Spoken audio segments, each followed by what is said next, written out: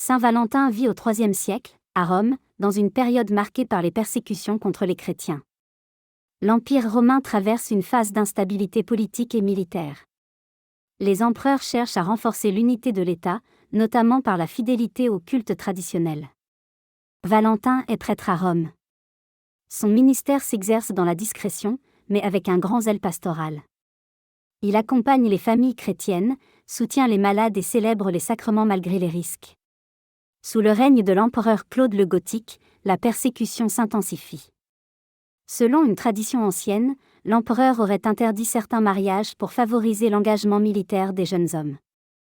Valentin, convaincu de la dignité du mariage chrétien, continue à bénir des unions en secret.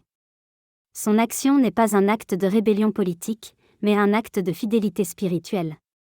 Il défend l'amour fondé sur l'engagement, la fidélité et la bénédiction divine.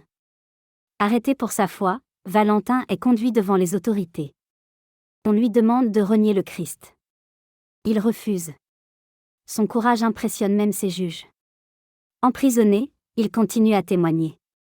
La tradition rapporte qu'il aurait encouragé ses gardiens et parlé du Christ avec douceur. Son attitude paisible contraste avec la violence du contexte. Finalement, Valentin est condamné à mort. Il est exécuté vers l'année 269. Son martyre scelle une vie donnée pour l'amour, non seulement humain, mais divin. Au fil des siècles, Saint Valentin devient associé à la fête de l'amour.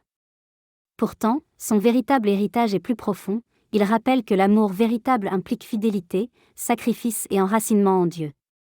Saint Valentin nous enseigne que l'amour chrétien ne se réduit pas à un sentiment passager. Il est engagement, don de soi et fidélité jusqu'au bout.